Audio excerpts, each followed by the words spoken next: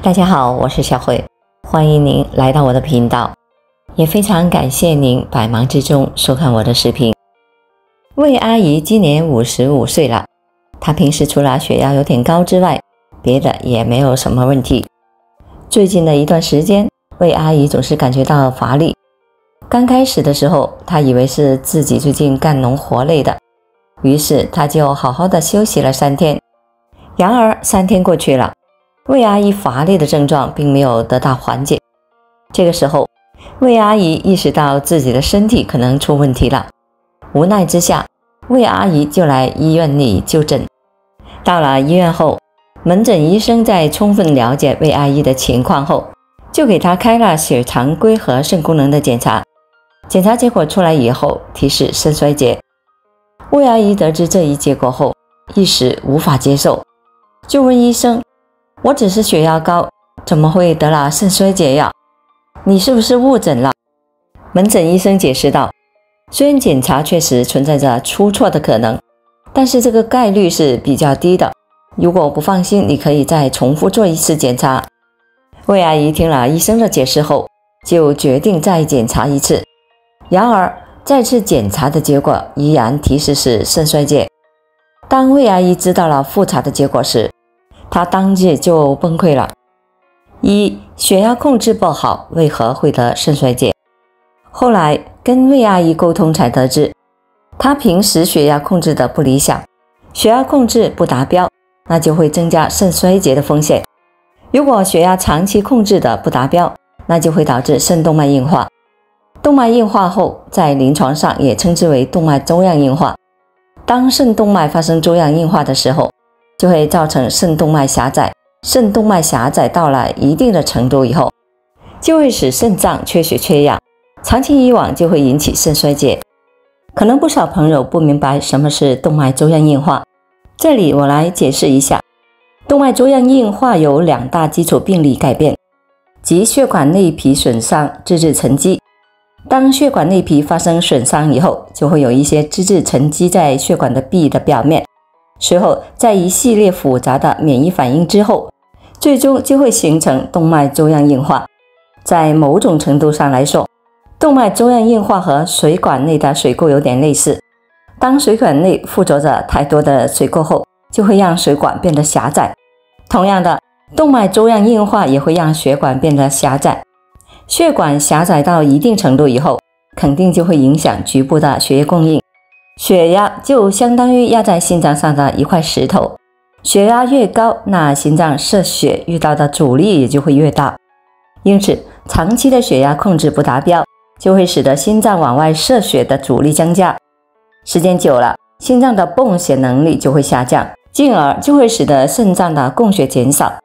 肾脏的供血减少到一定程度以后，就可以引起肾衰竭。经研究发现，处于临界值高血压的人患上肾衰竭的几率是正常人的3倍。如果转变成重度高血压，那么发生肾衰竭的几率则是正常人的20倍。如果高血压长期控制不达标，除了会引发肾脏疾病以外，还会引发以下这些疾病：血管障碍。血压长期处于比较高的状态，会使细小的动脉出现痉挛的情况，促使血管壁增厚，血管变脆、变硬，极易受到损伤。此时如果出现了胆固醇，则会沉积在血管内壁当中，使管腔变得越来越细。此时则会出现动脉硬化的情况。如果动脉硬化发生在脚部，那么则会导致下肢得不到充分的血液供应，久而久之就会导致下肢坏死。如果动脉硬化发生在眼部，那么则会导致视网膜动脉硬化，增加视网膜出血和渗出的几率。引发心脏病。高血压如果得不到及时的治疗，则会使血管周围的阻力增加，促使心脏的工作量加大。因为心脏只有大力的收缩，才能够把血供应到全身各处。如果对高血压置之不理，则会使心脏因为不堪重负而出现左心室加厚、心肌纤维肥大等的情况。如果这种情况继续的持续下去，心脏的收缩能力则会下降，导致左心室衰竭，严重时甚至会导致全心衰竭。3、引发脑病。因为高血压一直得不到有效的治疗，会破坏血管，也会影响全身的供血情况，从而使各个器官因为得不到充分的血液供应而出现问题。这其中也包括了脑部。脑血管比较薄，硬化之后会变得特别的脆弱。如果血压仍然处于比较高的状态，则会形成血栓或者是出血，导致脑梗死或者是脑出血的发生，威胁患者的生命安全。4、导致肺脏受损。如果一直对高血压置之不理，那么高血压也会发展到晚期，此时则会因为左心室衰竭而导致肺水肿、肺淤血和肺栓塞。如果患者已经因为高血压出现了肾衰竭的情况，那么肺部则可能会发生玻璃样膜沉积、充血、水肿和支气管炎。因此，高血压不治可能会导致肺脏发生病变。2、胃阿姨为什么会得肾衰竭？1、不按时吃降压药。后来仔细了解得知，魏阿姨被确诊为高血压之后，她并没有按时的服用降压药。魏阿姨认为是药三分毒，任何药物都不能长期的吃，因此她总是断断续续的在吃降压药。刚开始不按时吃降压药，魏阿姨还会感觉到头晕头疼。后来魏阿姨发现，即使断断续续的服用降压药，她也不会有什么不舒服，这更加的坚定了魏阿姨断断续续服用降压药的想法。与此同时，魏阿姨平时记性也不太好，她平时特别容易的漏服降压药。魏阿姨平时还给自己的孙子做饭，而且还得接送孙子上下学。有时候忙起来的时候，魏阿姨能一连几天都漏服降压药。2、不注意生活方式。魏阿姨平时还比较喜欢吃腌制的食物，比如咸菜、腊肉、豆腐乳等。我们都知道，腌制的食物中含有的食盐是比较多的。如果经常吃腌制类的食物，那就容易造成摄入的食盐量超标。当人吃了太多食盐以后，这些食盐就会渗入到血液中，造成血液的渗透压增高。血液的渗透压增高以后，就会使得血管压外的水分进入到血液中，这样的话就会使得血压升高。在某种的程度来说，血管内的血液量增加，就好比往气球里面吹气一样。一般来说，气球里面的气体越多，那气球内的压力也就越大。另外，当摄入了太多的食盐以后，就会使得血管内皮发生水肿。血管内皮发生水肿以后，就会使得血管内的容积变小，进而引起血压升高。与此同时，高盐饮食还会增加血管对缩血管物质的敏感性，这样的话，血管就更容易的收缩。3、没有定期复查相关指标。魏阿姨被确诊为高血压以后，她没有定期的复查相关指标。其实，对于高血压患者来说，定期复查相关指标是比较重要的，比如心电图、肝功能、肾功能、血压等。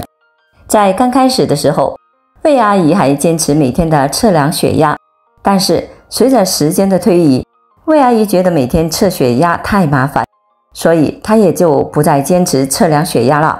一般的情况下，魏阿姨都是出现了头晕头疼的时候，她才会测量一下血压。其实对于高血压的患者来说，定期的测量血压是很有必要的，因为这样可以了解血压的控制情况。如果血压控制的不好，那可能就需要调整用药，或者是改善生活方式了。对于高血压患者来说，并不是服用降压药就能够一定控制好血压的。就拿肾功能来说吧，长期吃药肯定会增加肾脏的负担，这样的话就可能会损伤肾脏。定期的复查肾功能，可以提前的了解一下肾脏的情况。如果肾脏出现问题的时候，我们就可以提前的进行干预，从而降低肾衰竭的风险。不少患者之所以不愿意复查相关指标，主要的原因包括2点，即没有复查的意识，觉得复查浪费钱。客观来说，定期复查相关指标也是比较重要的。高血压患者想要控制好血压，除了遵医嘱服药以外，还要有良好的生活习惯，包括低盐低脂饮食、戒烟限酒，保证充足的睡眠，控制体重，适量的运动，调节好自己的情绪，心情开朗有利于自身的身体健康。保持乐观的心态，可以让自己的血压也正常起来。高血压是一种常见的慢性疾病，但如果血压一直都得不到有效的控制，则会对人体造成不可逆的损伤，而且持续的时间越长，对各个器官造成的损伤越大，严重的时候甚至会致残或者致死。因此，患了高血压之后，即使没有症状或者是症状轻微，也要给予高度的重视。只有这样才能够降低各种并发症的发生几率。好了，朋友们，今天所分享的视频内容就到这里了。制作视频不易，朋友们，如果您觉得我分享的视频内容对您有所帮助的话，就请您给我点个赞吧。也非常欢迎您到评论区分享您的生活经验。您的每个留言和点赞都是我进步最大的动力。非常感谢您的支持和鼓励，我们下期见。